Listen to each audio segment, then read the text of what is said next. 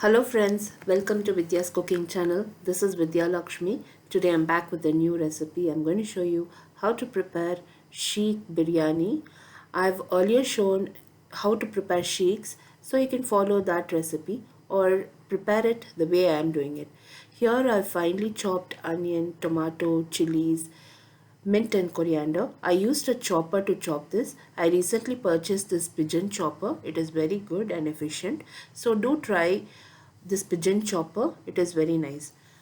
Here I've got whole spices. I'll mention all the ingredients in the description box below this video and as we go in the video.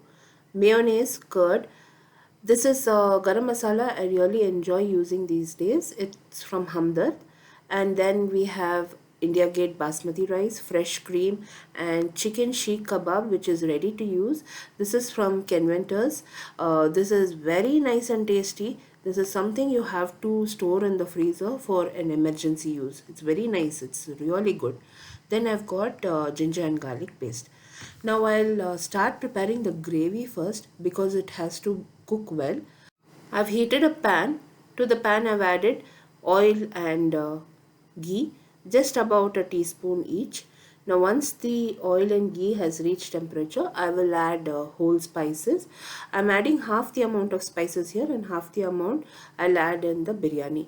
So here I've added star anise, uh, cinnamon, cloves, cardamom and bay leaf. I've also added one Marathi moggu. We should allow all the spices to splutter. Once the spices stop spluttering, that is when we'll add tomato, onion, and finely chopped mint, coriander, and chili. So I've used the chopper itself to chop all the veggies today. It is very easy, and even to clean the chopper it's very easy. My workload is totally reduced because that initial prep up work for the recipes is it's very easy because I've got this chopper right now. Now I'm just going to allow the veggies to fry. I'll just cover it and allow it to fry. Recently I happened to be at More Mega store here in Bangalore, and I saw this brand Kenventer's Sheikh Kebab. Normally I don't purchase all of this because I prepare it myself. I do have the recipe for all of this on my channel, but I happened to purchase it for some emergency use, and it was very nice and tasty. So I re-purchased this and I'm preparing this recipe. Now I chop the sheikh kebabs into bite-sized pieces. Here my onion tomato has also sauteed well and it is fried well. You can see the oil is starting to separate. At this point I'm just going to add the ginger garlic paste, just plain ginger garlic paste, equal portions of ginger and garlic that I've ground and reserved.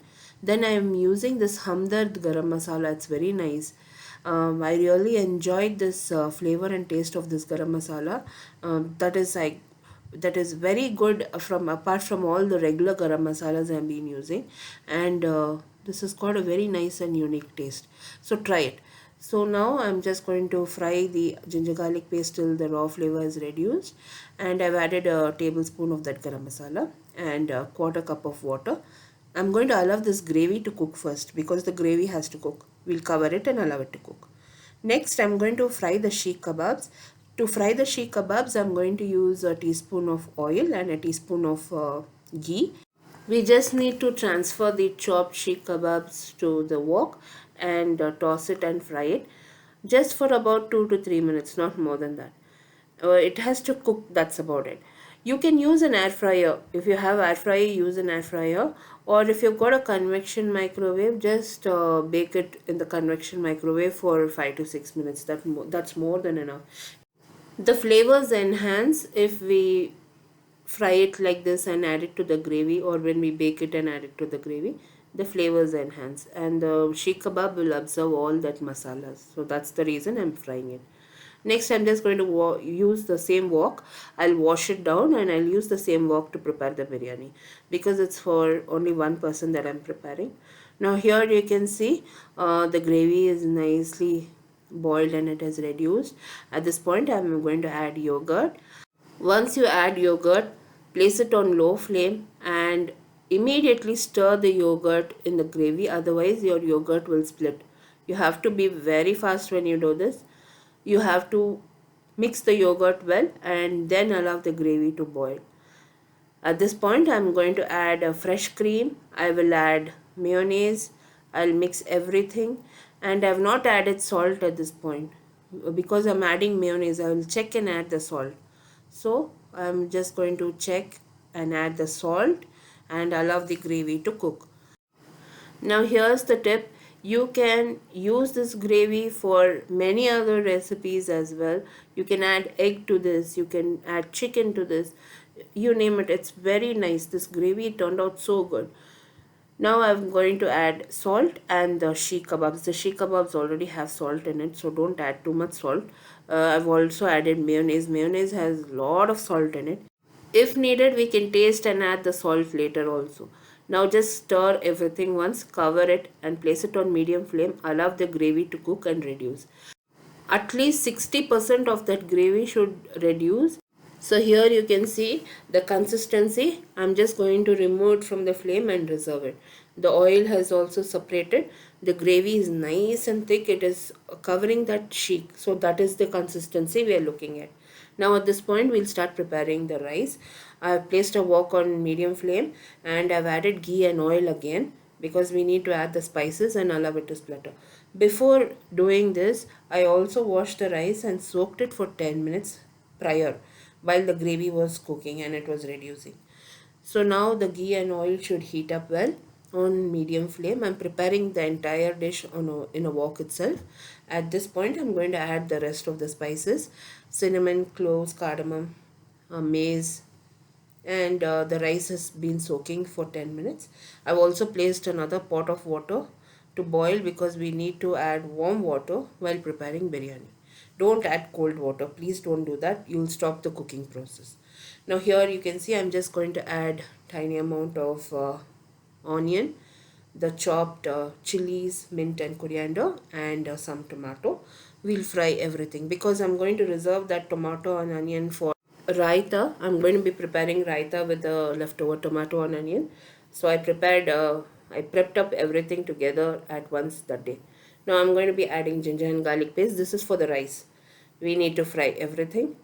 Allow the raw flavor from ginger and garlic paste to reduce, and also the onion and tomato. It should fry and cook well.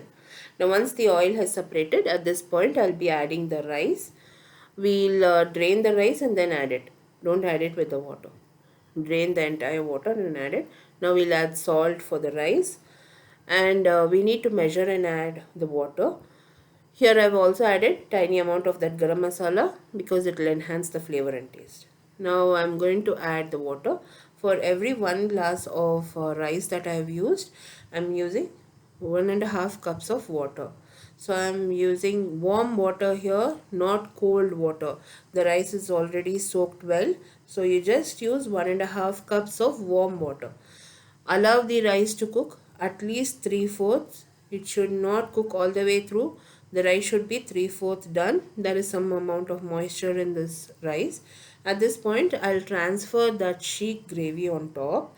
We'll just slightly mix it, not too much, and we'll cover the lid and allow the rice to cook on very low flame for 15 minutes because the sheikh masala has mayonnaise and cream and yogurt and all of that. It might tend to burn, so place it on very low flame and allow it to cook on low flame. It might cook in 10 minutes, it might cook in 12 minutes, so you have to keep constantly checking your rice how it's done. So this is a tip over here. I was constantly checking, but in 15 minutes my rice was done, and as you can see, I'm just going to open the lid and started to mix it. The rice was perfect and it was very well done. Now I'm going to serve it hot. It turned out very nice. On that day I ate very less amount of rice because I already had my lunch. I had full meals, so I'm just going to have tiny amount of this, but for the next day it was superb. I just put it in the box and placed it in the fridge. The next day it was very nice. All the Ingredients used in this recipe, friends, will be listed in the description box below this video, or you can click the icon above this video which will direct you to my blog. In the blog, I've posted a detailed recipe. Also, like me and follow me on Instagram, Facebook, and Twitter. All the information is in the description box below this video. Hope you all enjoy this video, friends. Do try this recipe and post your comments. Until next time, this is Vidya Lakshmi. Thank you so much for watching. Bye bye.